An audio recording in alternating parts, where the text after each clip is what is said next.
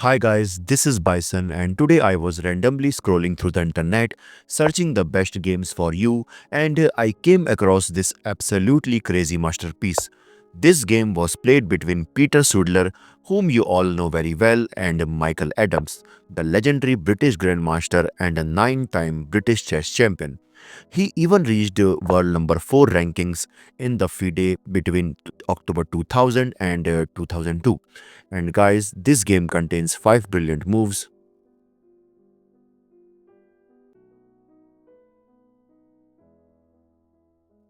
Hi guys, this is Bison, and today I was randomly scrolling through the internet searching the best games for you, and I came across this absolutely crazy masterpiece. This game was played between Peter Svidler, whom you all know very well, and Michael Adams, the legendary British Grandmaster and a 9 times British chess champion. He even reached world number 4 in the FIDE rankings between October 2000 and October 2002. And guys, this game contains 5 brilliant moves that will literally blow your mind, as well as also change what you look at attacking chess. Hi guys, this is Bison, and today I was randomly scrolling through the internet searching the best games for you, and I came across this absolutely crazy masterpiece. This game was played between Peter Svidler, whom you all know very well, and Michael Adams, the legendary British Grandmaster and a 9-time British chess champion. He even reached world number 4 in the FIDE rankings between October 2000 and October 2002. And guys, this game contains 5 brilliant moves that will literally blow your mind and completely change the way you look at the attacking chess. Okay, so this game starts with the Ruel Obe's opening, and after that, Peter simply castled bishop to c5, eyeing on this g2 diagonal, and this is known as Neo-Arkhangelsk variation. Okay, so now Peter continues with c3, preparing to push d4, but before that, b5, protecting this bishop. I mean attacking this bishop, so that's why bishop to c2, which also guards this e4 pawn.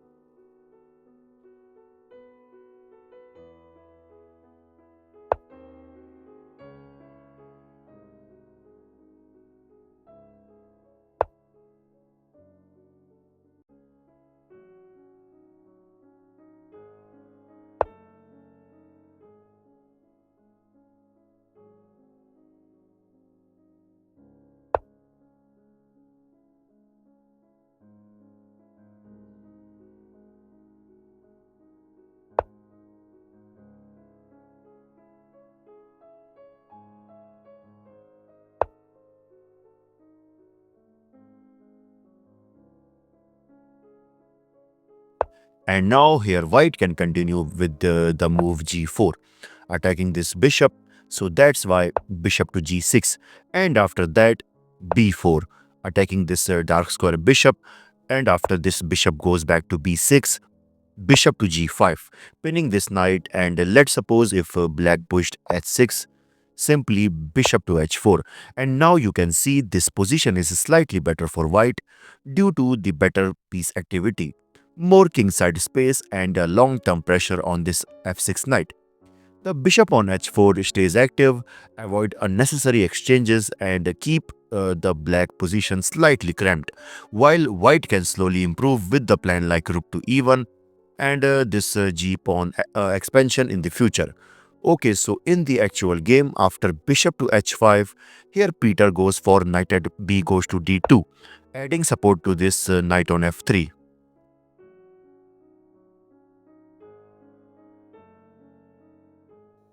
Okay, so now b4, increasing the tension, and basically this move attempts to undermine the white pawn structure so that he can opens the line for the queenside pieces. But Peter responds with a5. And now you can see this a5 pawn gets a permanent square, which is targeting the b6 square, so that black pieces cannot access to this.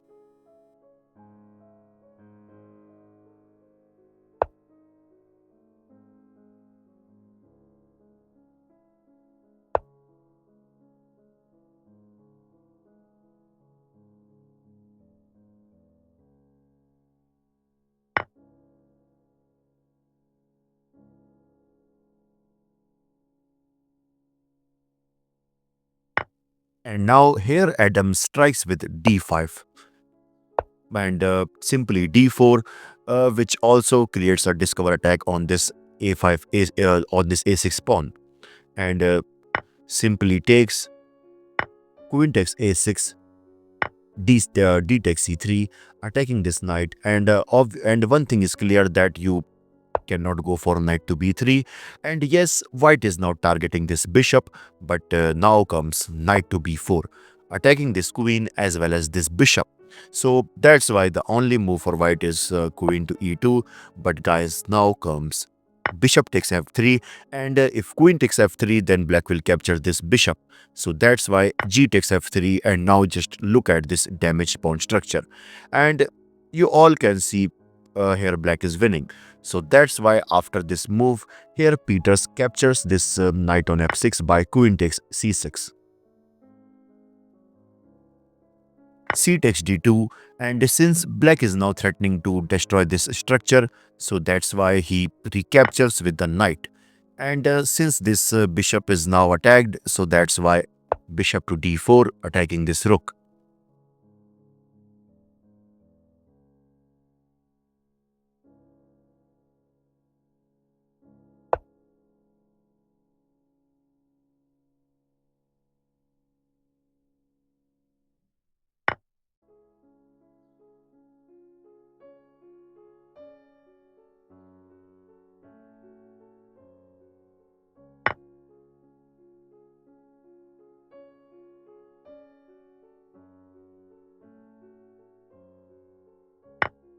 And guys, now you can see white can recapture this either with the queen or with the bishop.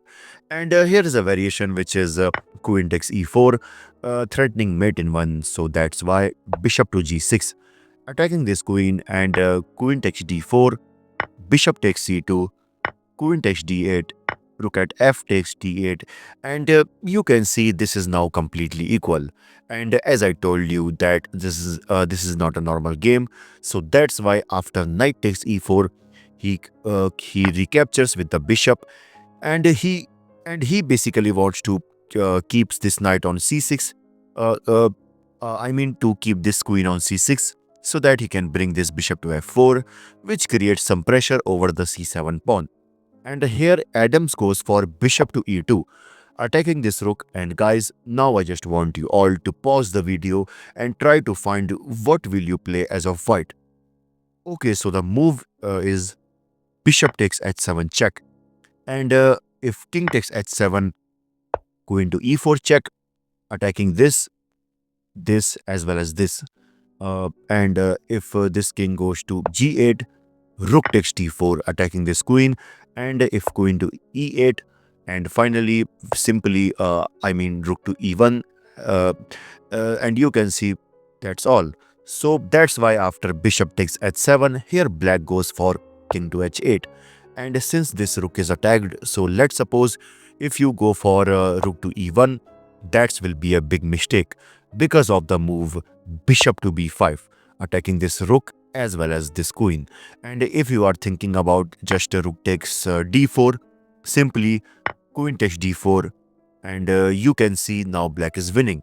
So that's why after the move king to h8, yep, let me go back. Here Peter finds another amazing move, which is bishop to c2. He sacrificed the rook. This is because if let's suppose bishop takes rooks, now come queen to e4, threatening mate in one as well as attacking this bishop. And let's suppose if black pushed f5, simply queen takes d4, queen takes d4, rook takes d4, bishop to a6, rook to h4 check, king to g8, and finally king to h2. And at the end, you can see white ends up with this too powerful bishop against the rook. And this position will be slightly better for white because of this bishop pair. But in the actual game, after the move bishop to c2, here Adam slides this rook to e8. And guys, now there are multiple ways for white to draw this game, like queen takes rook as well as rook takes d4, which are the engine lines that we will not explore, because we have to find more natural moves instead of these engine lines. And since this rook is attacked, so that's why Peter just slides this rook to e1 and simply rook to e6 by Adams.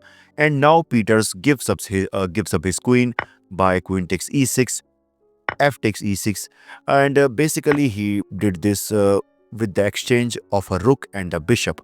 And now for black, it's better to just bring this queen into the game, which keeps an eye over the a6 square, as well as also the black can start pushing these pawn in the future.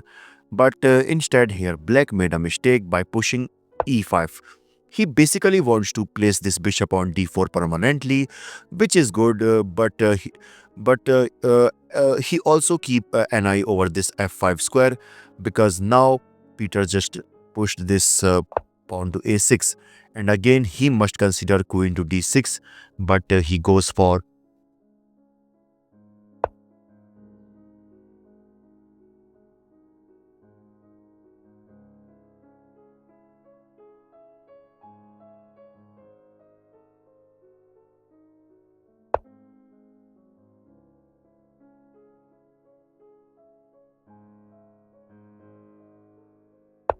And guys, now I just want you all to pause the video and just think, what will you play as of white?